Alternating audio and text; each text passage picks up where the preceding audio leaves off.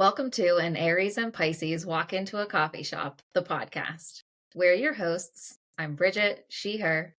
And I'm Tiffany, she, her. This is a podcast where two friends let go of perfectionism and talk unedited. You can find us at the links in our show notes. Support the show by buying us a coffee. Also, subscribe and share this episode with a friend.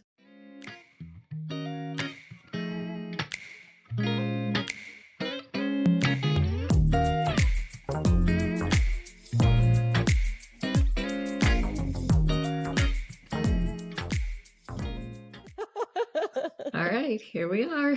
We did it. We did it. We've showed up again. Ah. I think that perhaps this is now my podcasting sweater. Oh, well, yeah, of course. You need a uniform for any proper business, right? I don't know what my uniform would be.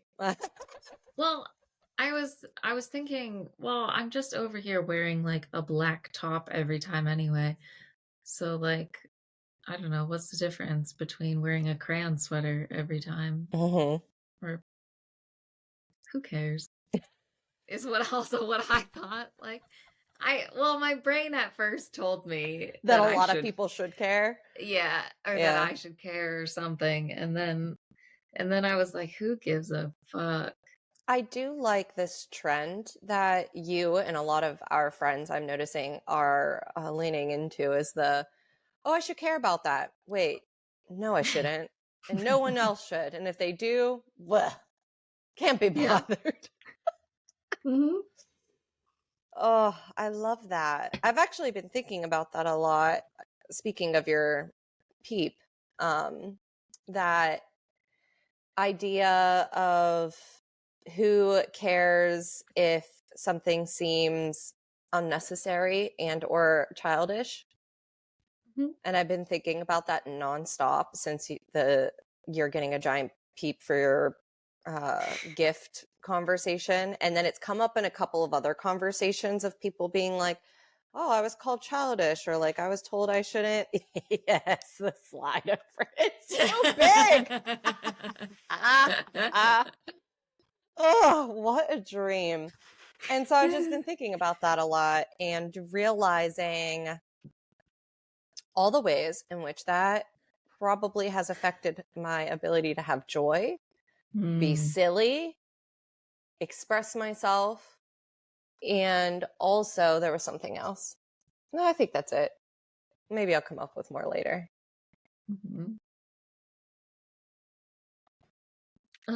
My background on my computer right now, this little computer, is a big like close up of the chickadee is the one that I drew, and the way that I have our window positioned on the screen right now is so like you're in the middle, but all I see on the edge is the beak of the chickadee just like poking out, and it looks so ridiculous and silly, and I just thought that fits in with silly joy. Yeah, I've been trying to think about that more, and I think, I remember the other thing I was thinking about it is that I was having a conversation the other day, and it occurred to me that I think I might have learned shyness because as a kid, I was shamed for being too much, too silly,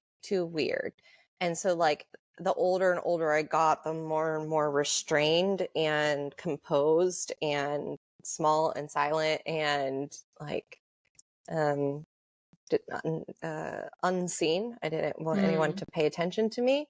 Mm-hmm. And I think that, and I, for most of my life, especially as an adult, thought of myself as like an anxious, shy, reserved person. And now I'm like considering that was a coping skill and that's not my personality at all. And I feel kind of silly. Speaking of silly, it feels silly to me that I'm just now in my late 30s thinking that, because it feels like this big revelation about me But I've had people my whole life be shocked that I thought I was shy, awkward, quiet, because I am personable and I like do like talking to people, and Mhm. people would be really surprised when I would tell them like, "Oh, I'm actually really shy and awkward." Um and I think it's because maybe people were seeing a truer version of me while I'm Mm. just feeling through all the internal shame that I've had dumped into me over the years, and then my coping skills made me think it was an identity of being shy and awkward, and I don't think it is. This is fascinating. Did we talk about this on here, or did just you and I talk about this? Because I also said that like same revelation to you that I I was don't like, remember. I don't, yeah, I think this is so fascinating. Um, Looking at it as like a coping Mhm. skill or like resource. I'm curious, do you don't have to talk about it, but I'm just curious. Do you recall or do you remember like specifically being like shamed for that stuff? Like being like too much or too loud or too Yeah. anything? Full Or is it just like a feeling? Like No, I have a couple of instances that I specifically remember that like jump out at me, but I think I must have got the message more in subtler ways. hmm, But I was like, because, well, I still have a really out loud cackle. My laugh is really loud. It always has been. And I was the kid that would always get told to be quiet at sleepovers because everyone else was awake and giggling, but I cackle. So I'm the one that got heard. And so they'd be like, God, you're loud, like simmer down. And I felt like I mm, was always the one like getting in trouble. Whereas like there's a whole mm, room full of other little girls not getting told to shut up, but I was. mm, And I also had instances in which this feels repeated, but I have one vivid memory of being excited about getting my picture taken and someone else's mom like making fun of me for it. Like I was like a ham, like a camera oh, hog or something. oh, But I was just like a little kid that was excited that someone was taking pictures and like everyone was like posing together and like just doing a bunch of like configurations. And it was like during like I can't remember if it was like because I used to be like on a dance line, and I can't remember if it was for that or if it was for cheerleading when I made cheerleading, because I did both when I was a kid. And I can't remember it, but it was just like a practice outside. And it was like at the end of practice, and we were all just kind of like still just hanging out and being silly. And then I remember like and I can't remember whose mom it was. I just remember it was an adult woman, like saying something to me that made me feel really bad.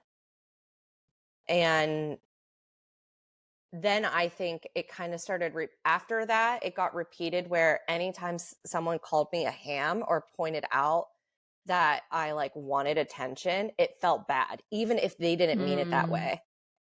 Cause like my mhm, family used to say that about me, like when I was a kid, that like I liked attention. I was always like performing for people. Like I would if something made someone laugh, I would repeat it. Like my mom used to make me tell her like the same joke over and over again because she thought it was funny how I told it. And so like I was always kind of a ham, but like I through like other adults saying it in a negative, like disdainful way of like, what is the word I want? Yeah, just like I was trying to like take up too much space because I was like well, you know what's popping in my head, and this came later, is attention whore. That mm, like insult. mhm, No one said that to me as a kid, obviously, but yeah, like that's the kind of like messaging I got. And I was like very reserved as like a teen. And I think a lot of it had to do with like this feeling of, oh, I shouldn't let people know that I want attention, which was very conflicting because I always needed to express myself in a physical way. So, like, I was always dancing or humming or fidgeting or dyeing my hair or like wearing clothes that I thought were interesting or wearing a lot of jewelry or like playing with makeup. Like, I wasn't so affected that I like flew completely under the radar, but I was affected enough that I found myself being really restrained in like social situations and in public because I didn't want anyone to notice me, even though I had brightly colored hair. I mean, same. I get that. Um, but like that's so sad. Like, and also looking at it now, I guess, like from where we are now, Mm-hmm. looking back at that woman, like how sad for that woman that like she felt that like she couldn't do that in her life, that it was threatening that like a tiny child was doing it. Mm-hmm. Because I would have been like 8, Yeah, like maybe. that's sad to me on all accounts. Um, and I totally don't want to good cake this, No, please, but good cake. like the blanket that I just put on, do you see that it's black? Uh-huh. So my mom was at Joann's and they're closing down, which is so sad to me. But they had like yards of blanket fleece. Like I guess apparently you can't get a cut smaller than 2 yards right now. Like, Okay. and so they had it all like pre-packaged ready to go and it was 50% off. She's like, "Do you want it?" And I was like, "Yeah, okay." So it doesn't have like finished edges or anything. I'm not sure that it's the proper size, but I just folded it up and I was like, I'm using it now. It's cool. Maybe I'll cut it, maybe I'll finish it, maybe I won't, whatever.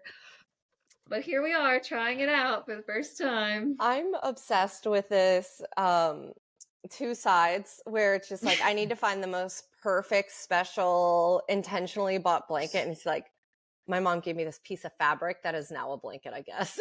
Yeah. I mean, I did buy it and I wrote it off as a business expense because it's my office blanket Yeah, that seems right. that I use at work. So, yeah, when she texted it to me, I was like, Bridget, you can keep fucking around with this forever and like trying to find the blanket, or just say yes, she's at the store and then it's 2 minutes away. She's just going to drop it off. You're going to have it immediately. Yeah. And I was like, okay, that's fine. Just do that. Yeah. That I feel like is um very indicative of a lot of my thought processes where I'm like, I have to deliberate. I have to sit with it. I have to come up with all the reasons I should say no and then talk myself into saying yes. And then, I don't know, feel through some shame that pops up for no reason. And then maybe come to a decision. Yeah. Yeah. So I'm proud of you for skipping a lot of those steps. Well, I mean, I'm not saying that I hadn't already done all of those steps a bunch of times for a long Oh, sure. time. Yeah, you are efficient. That's right. Yeah. This was just So, the last yeah. run. Yeah. Yeah, so I'd already been through all of that, and that's why I think I was at the point of just get this fucking one. Just say yes to this and we Okay. could just be done. We could be done with all of the rest of it. Yeah. Oh, that's why repetition's so important, huh? Ooh, I've been thinking about that a lot too. Repetition or Yeah. like reminders or like Both. revisiting Yeah, all things. of those things. Just the idea that I have to do that forever and I'm never going to be done. And just coming to terms. Yes, Bridget. I got a reminder from Hmm. myself. Thank you, my past self. In my Notion second brain, if you will, I save newsletters in there that I really like. And what I do is I put a reminder with like a date in the future. for Mm. me to go back and reread it. Oh, that's a cool idea. Yeah, it's so good. And I almost sent it to you. And then I went back in my email and I was like, well, I sent it to her in January. I was like, I'm not going to send it again. I should have just sent it to you because I needed to reread it Mm-hmm. now. And it was from a Lokes newsletter and it was their 2025 resolutions. Is Mm. that? But the way that the list is, it's not excuse me, it's not like the way that somebody would write like New Year's resolutions. Yeah, I'm vaguely remembering this, but I can't pull it up in my brain. So obviously I do need to revisit it because it's not in here. It's just so it's so good. And I wish that there was like a link to it online somewhere, but I literally just like copied it out of my email and pasted it into Mm. Notion. Mm-hmm. Um, but it's just I want to read you a couple. Yes, please. And then send Mhm. it to me so I can read them Okay. all and journal about it, probably. Okay. Number 1, here's what's for sure. One day you will die. Live accordingly. Mm-hmm. 2, silliness is serious business. Laughter is the first language we learn how to speak for a reason. Mm. Like, come on. Yeah, that's good shit. Yeah. It's all like that. It's all so good. How about this? Number 8, what a blessing to be misunderstood. Proof that authenticity is where you call home. Oh shit. Okay. Mm. All right. I could use that one more. I've been really struggling with being misunderstood. Not currently. I've been feeling a lot. So everything's in retrograde and it's eclipse season. So what's happening to me is my life is objectively really great right now. And I have to feel through all this past grief that I wasn't able to fully access when I was in it because I didn't have the capacity and or resources. So now that I do, Uh, just crying. that that movement made me think of like a wacky waving flailing and whatever inflatable arm flailing I tube man, whatever do. that's called. Yes, I think those are all the correct words and probably in the right order. And I do feel like I'm being buffeted about. So this seems accurate. Um, yeah, that seems accurate to me. Uh, Buffeted about. yeah. Yeah, that feels like a good phrase. Because I don't feel It's like I'm afloat on anything. I just feel like the wind is just slapping me around and I can't control my limbs or where my eyes are going. It's just that's like well, that made me think of the Pythia Protea, the wind will call mm, you by a new name, ooh, yeah. which is one of the phrases that I've been hanging on to a lot lately. Yeah, that card has become part of my lore. It's part of my I think So it's like good. one of those things of like, oh, what would someone put in a magical circle to summon you? And it's like that flower is now part of. It's really, yeah, it's really rooted in. Wait a second. I'm raising both my hands. Yes, hand one and two. Oh my God. The idea Mm-hmm. of what would somebody put in to summon me? What are all the little ingredients? What? You just blew my mind You never open. thought about that? I No, cannot believe I haven't asked you this. no. Okay, well, you have homework. You have to come up with it's allowed to change, obviously. But your homework Yeah. is to consider what would someone put in a magical circle to summon you? Well, bunny, number one, obviously, Easy. but not a real one. No, you can't have a real one? Well, I don't want somebody to like source a bunny, like to animal welfare here, you know? Okay. Um, yeah. And you're like, I don't want to have to take care of that later. No, I mean, like, I would love I would love a bunny, that would be great, but, like, Chloe hates Oh, sure. Yeah, you yeah, live with a if she sees a beastie. yeah, if she sees a bunny outside, she's so pissed. Really? Oh my god, yeah. Did she scream at bunnies? Um, she's okay, so she's the most pissed when there is a cat outside. Sure, yeah. Okay, so that is, like, just absolute pissed. And then I think, like, the next level down is a bunny. Wow. Size, Yeah. maybe? Too big? I maybe, but she, like, Okay. huffs and puffs, and she's got her tails, like, going, and she can't Wow. settle. Okay, I didn't know that she hated bunnies. Good to Yeah, know. so I So a can't have a bunny-shaped thing. yes, Okay. Like a gigantic peep bunny, like a perhaps. gigantic peep. Probably an unscented candle. Like, if there was Mm, gonna be a candle involved, it's gotta be unscented. 'Cause that's what I work with. yeah. Wow, okay, now I gotta think about this. You Mm-hmm. know, this blanket is warmer than my other one. Too Perhaps warm? it's because 'cause I've got it doubled up because it's a lot bigger, which is what I wanted. I wanted something bigger. It might be too big, but all right, we're gonna try. What I've been Unfold. doing at work is quite literally wrapping myself up in a full comforter, Ooh, like meant for a queen bed, but like okay. at my office chair. Wow. So just That's luxury. just on that, when you're talking about your blankets too Uh, big, I I don't know what happened one day. I was just I couldn't be at that desk mhm. without a comforter. I was just like, I can't be a human outside of a comforter right now. And now that's just what I've been doing for like a week and a half. It's just every day sitting in a Mhm. comforter because I I'm in need of I'm comfort. in I'm in need. I get it. I've been hugging that huge peep every day, and it's so comforting. I get it. I'm going to really enjoy that visual.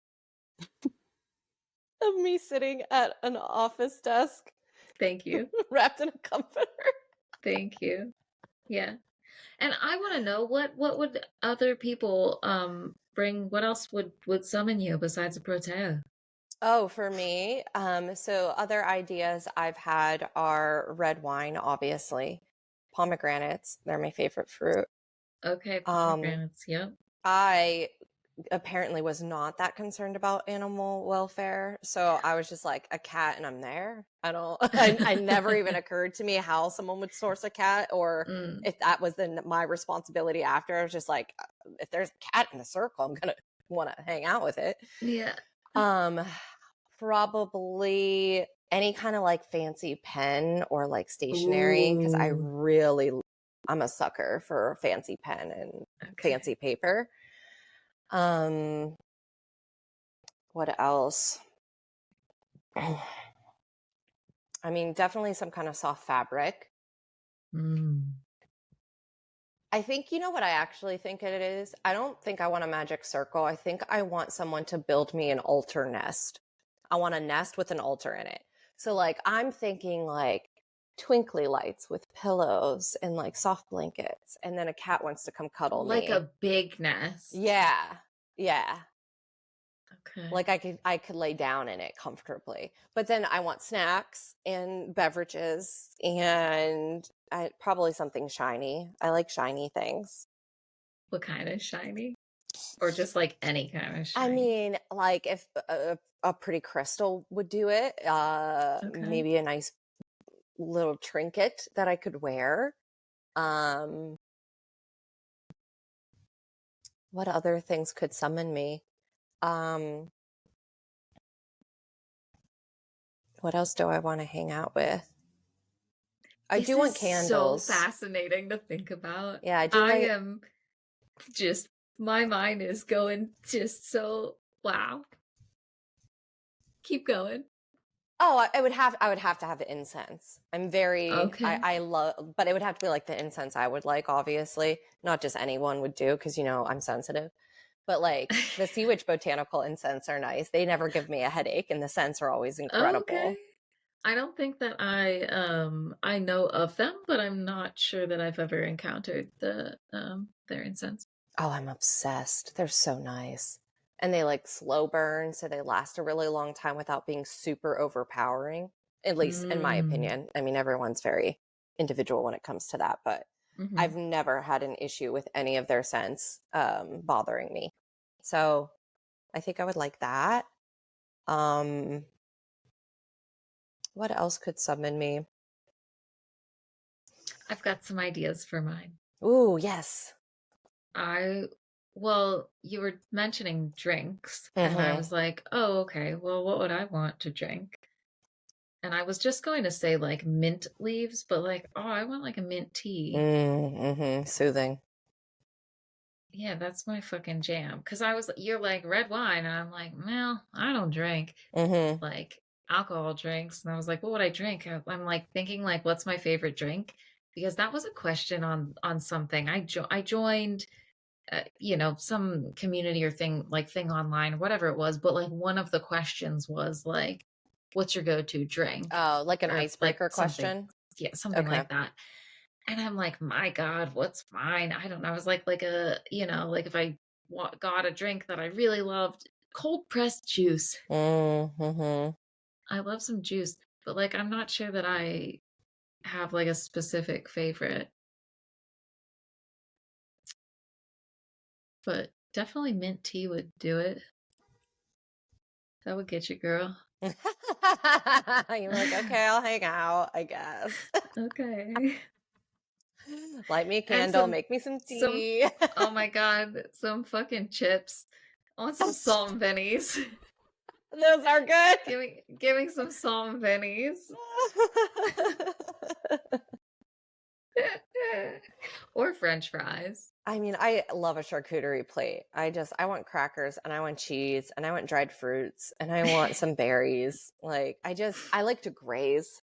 Yeah, Ooh, and some I olives. like that. Yeah, I like that. I like Mm. that.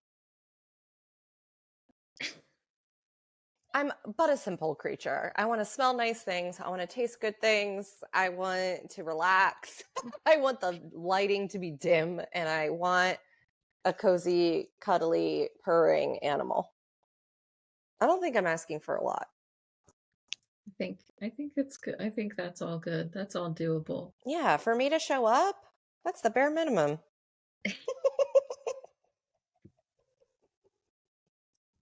I'm thinking like you're probably gonna want to play something good for me to listen to, like June Hymn by the Decemberists. Yeah, music is another really good one. Cause like that's that song is just my favorite. It's so good. It's so good. Um, hmm. I'm gonna have some fun thinking about this. Thanks. Anytime. My pleasure.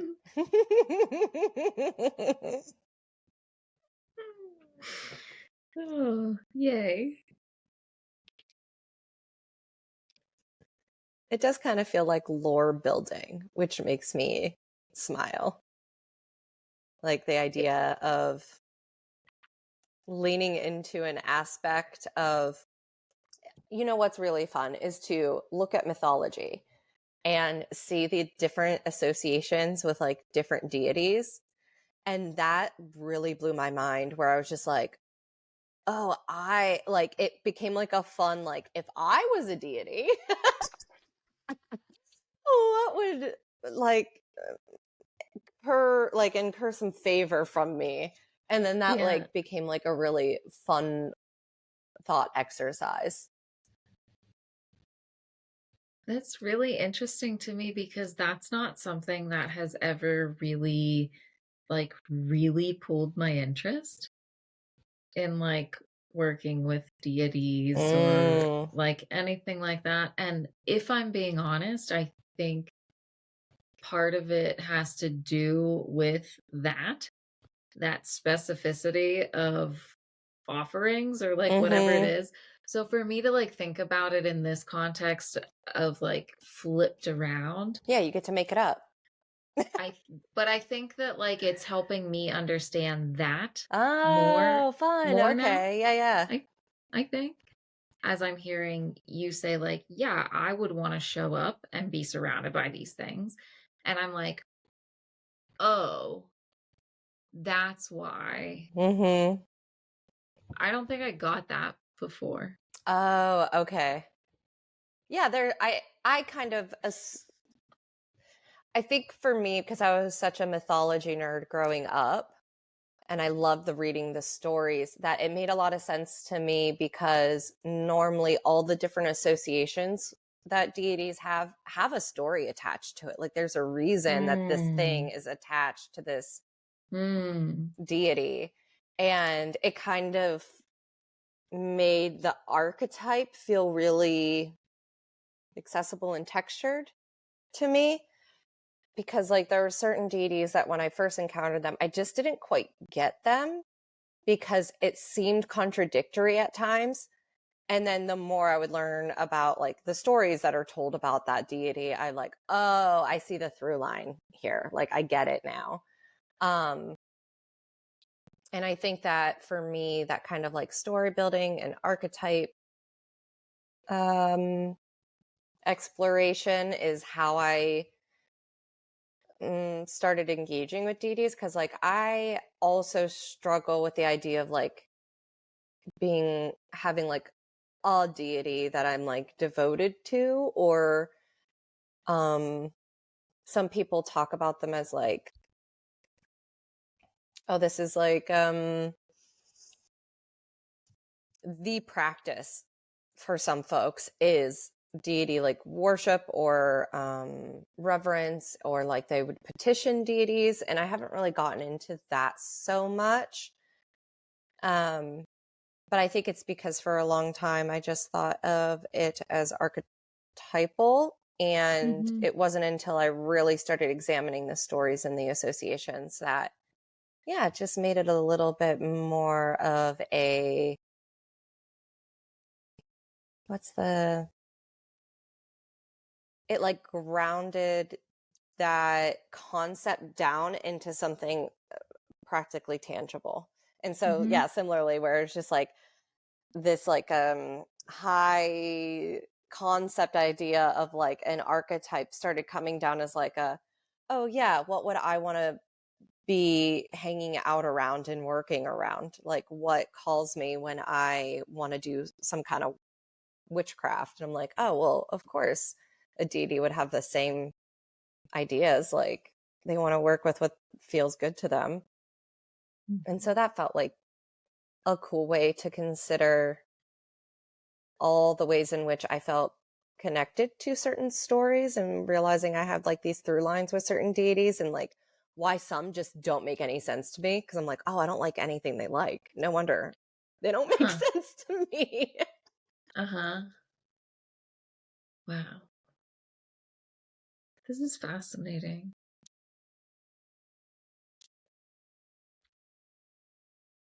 Yeah. I'm interested to see how this will, I guess, mm, how this journey will unfold Mm-hmm. for me, I guess, too. I think, especially since we're both doing Emmy's protective magic class, and like Mm-hmm. that is part of it in there. Um, and I think I've like skipped over some of that stuff because I'm Mm. just like, it's just not, it just hasn't felt like my thing. Yeah, that makes Um, sense. and so I have just been kind of going through and I guess like keeping it as a resource, as like I know this is there when I'm like ready to learn about it more or Mm-hmm. explore it more. Um but I guess you're also making me think of like the difference between just like archetypal work and like deity work, because I have been doing that for a while, and I can like call upon, different but like I'm like calling upon these archetypes or these like people for like different characteristics and things that I, Mm-hmm. in the moment. And I'm kind of wondering, like, I'm like, is there really a difference? I don't think so much. So I just don't, like a different texture, or maybe a different way to approach it, possibly. yeah, yeah. Cause I think But I like think what it's very really, related. what really does not resonate with me is like worshiping Yeah. and like being like devoted, like no thank you. I'm like I'm in relationship with like what I work with, and it's very like Mm, simple, and I'm like, because I get wrapped up in that thing in my head of that, like I'm not doing enough, like I'm not giving enough, mm. or I'm not And like that could be I'm not. very tricky with deities, especially when you talk to other people that are being devotional. Yeah, and I'm just like, I just can't. Like, I'm grateful for the relationship that I have with like my protective figure, which I have gotten through EMDR, which Mm. is to me externalized as a character in a TV show. Yeah. But to me, it's like it's those characteristics of myself that I haven't fully like come into yet. So I'm seeing it as this like multifaceted uh archetypal thing, and like all of that stuff. And I have like this great relationship, and I have to not beat myself up over like, oh, I Mm. should be doing something more to like honor this. And I'm like, dog, I do my room clearing and opening every single morning, and I say hello to him. I've got him in a fucking frame that I can see right there on my wall, and I say good morning every morning. And I'm like, is this not enough? Like, I'm like, Bridget, That is chill. so interesting. Yeah, you're doing it. You're doing more than most people do. And that's not even like I'm not working with him every day anymore. It's just Yeah. kind of like at this point, just like on an as needed basis, but I still could like communicate with him every day. I also made the artwork match the colors in my room. And so, Mm. uh, anyway. I love that you're like, I can't do deity worship or devotion because, and then you just listed because you're already doing it. Why would you do it again or more with something else when you're already doing it in this way? Because it's not enough, right? Like I see or I hear about the practices of other people, and they're like, you do it this way, you do these things. And I'm like, that just does not, like, the ways that people, how I didn't have an altar for a really long time, Mm, and then you had to tell me that I actually did. yeah. But I was like, I just fucking can't. Like, don't tell me what to put on that altar. Don't tell me how often to change it. Don't tell, fuck that. Like, fuck it. I have a Yeah. special space in my room that I put the special things on that feel like they should go there for however long they feel like they should go there. And that's witchcraft, baby. And yeah.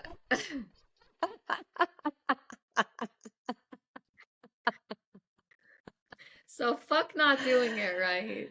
Yeah, I think that's the only practitioners that I trust is where they're like, I do it this way. Or like traditionally people will do it this way. Like I don't mess around with people that say this is the way that you should be doing X, Y, and Z. I don't trust those folks. I don't think that they know about humans. I think this is why I love Emmy's work so Yeah. much. Mm-hmm. Is Yeah. because She's my kind of witch. it's so just like, yo, my neurodivergent people to the front. If Mm-hmm. you know this is how you operate, make that into your spell. Like, if you know Mm-hmm. you're not gonna like keep up with this thing, make it that way. Yeah. Like, and I'm like, fucking hell yeah. Like, Mm-hmm. shit. Yeah. Yeah, that has also meant the most to me. It's very validating because I've been practicing witchcraft since I was a kid on my own. And I did feel ashamed for a long time that I wasn't like a real witch. And Hmm. like I would meet other witches and they would like ask me questions about my witchcraft. And I would get so anxious talking about my witchcraft because I was afraid of that judgment of like, oh, like you don't do it this way, or you're not Hmm. doing it in the correct cycles or habits or blah, blah, blah, blah, blah, blah, blah. Um, and I do sometimes think that I should have planned better for this moon cycle or that, time of year or whatever. And it's taken me a lot of years to like let go of those constraints, because I think that they have a lot rooted in just like societal structure, because like it's a very like dogma Christian, this is the right way to do it, Mm. colonizer type mentality. And I'm dismantling that. Mm-hmm. I don't want any of Mm-hmm. that. Mm-hmm. Yeah. So I've been trying to think of it more as a like a dynamic, ever changing, growing thing of its own accord that I'm just like getting to know. Mm. And like things shift and change. And similarly, sometimes stuff works for me and then that doesn't work for me anymore. And I Mm. am working on letting that be okay. Like, I was trying to come up with an example. They all just flew out of my head. I'm sure there's something though. But we've talked about this where like, because you're really good at like delving really deep into a practice, doing it for a while, and then trying something else and like putting that away and starting something new. Yes, Bridget. And by being good at it, I just want to clarify that that does not mean it's easy. Oh, yeah. And But I or think that comfortable. yes. And I think that in my head for so long that has been like sandwiched together. Like like if I were to hear you say like, "Oh, Bridget, you're so good at that." Like I'm marveled by like how good you are at that. I'm like, "Yeah, but that's like it's really hard for me and it's really a practice and it's really like." That's what So I makes you think good at it. yeah, I think I couldn't like Oh, I'm I still see. trying I'm trying to get that to stick inside me. I'm still like Interesting. yeah. Yeah, to be good at something, it has to come easy to you. Yeah. Okay. Yeah. I have had this conversation with similar, I think it's a similar kernel with other neurodivergent people that mine is if it's not hard, it doesn't count. That's normally how, like, if something isn't depleting me somehow, it doesn't mean as much. And I've talked to someone else that was saying that because something came easy to them, they didn't think that. So basically, they had a role at work that they were getting paid for, and it was easier for them and it didn't take them much time. And they were feeling almost guilt for getting paid so much money for Yeah. doing this thing that Yeah. didn't take them that much time, that came easy to them. And I had to say, well, that's why they're paying you that amount, because someone else would take 3 times as long and not be as good. So that's what you're getting paid for. It's like the value. It's not how hard is it for you or how long is it taking you. It's you have an expertise that makes this efficient and um, good quality. And Mhm. I similarly would, someone would compliment me on an achievement and I would throw it away because I would be like, but it was hard. Mhm. And then flip side, when I'm trying to tell myself that, oh, you did a really incredible thing, I'm like, yeah, but you didn't suffer enough for it. So like, it's just like I can't win. Yeah. I don't know if that's I'm wondering if it's like a neurodivergent literal thinking we Mhm. got by the system, because the system loves telling us that we need to work harder, feel the burn and all that, nonsense, that kind of thing. But we're working so hard. Yeah, but like, We're working too hard. yeah, Yeah. I do feel the burn. I want to lay down about it. All my muscles are burning. And everything else, not just the muscles. Yeah, that's fair. It's probably more the nerves. All the nerves are screaming. A lot of my metaphors are around chronic pain right now because it's loud.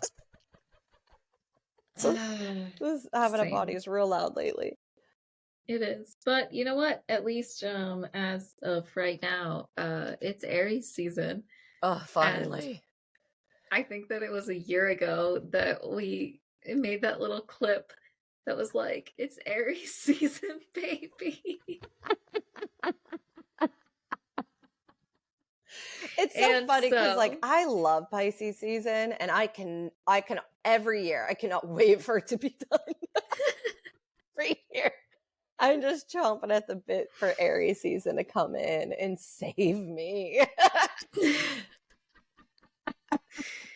we're here, and I'm sure that whenever this comes out, it'll be over. But I guess at that point, I am looking forward to what this season brings for us. Yeah, I think Aries into Taurus is always a really sweet spot for me. Or at least I always hope it will be. Can I tell you that I literally only know when Pisces and Aries season are? And I they're right next to l- each other, and that's probably helps. I love that about you. You're like, you know what are the only things that matter? Oh, actually, now I know when Capricorn season is because it's another really good friend's birthday. Okay. And Mm-hmm. so and so now that has become part of it. Okay. But I Sure. only know her birth date and that she's a Capricorn. So I don't actually know like when it starts or ends or what, but You know I know what that is that's interesting is that you're so funny. You only care about the seasons that are in a little clump because it goes for I going, know that's at the beginning of the year. yeah, Capricorn into Yeah. Pisces into Aries, and you're like, and now I'm done. That's it. It's good enough. Maybe over time you'll build out. We'll see. Yeah, it has been some time to get me here. Yeah. So I may yeah, who knows? Maybe I'll get the rest of the year at some point. Oh, that is so funny.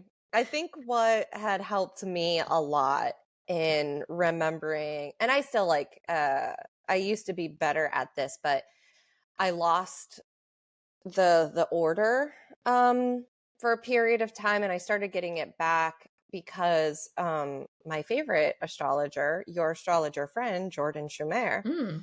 um, taught an astrology course.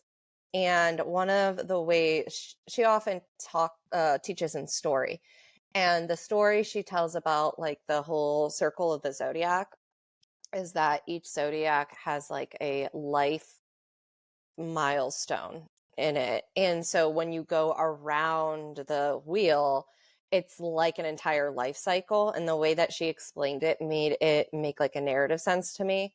So I guess to use this little clump as an example,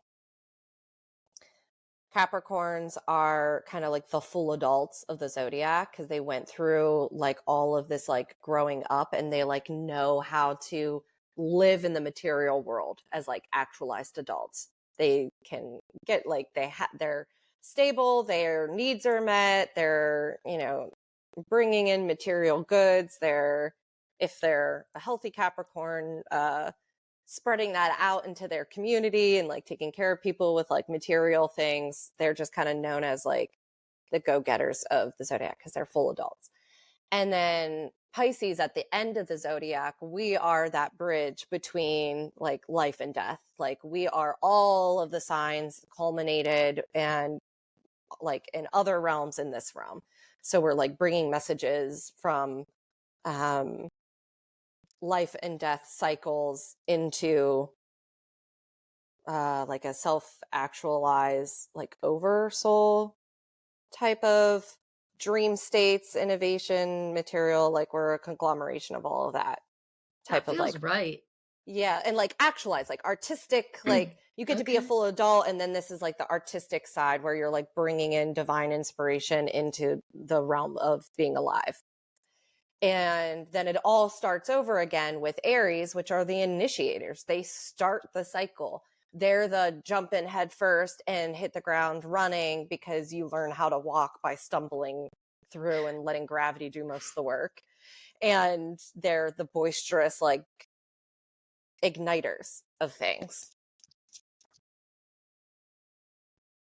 Fascinating. I would love to hear about the rest of them, but if I'm being honest, I really only care about those, so thanks. Yeah, which is why I said we'll just use the clump, and give you a little, like, you're just at you're the end and the beginning. You're like, I don't have time for this middle nonsense. I'm an Aries and I need the shorthand. Give me the end, give me the beginning. Done. If that isn't the story of my life, I don't know what is.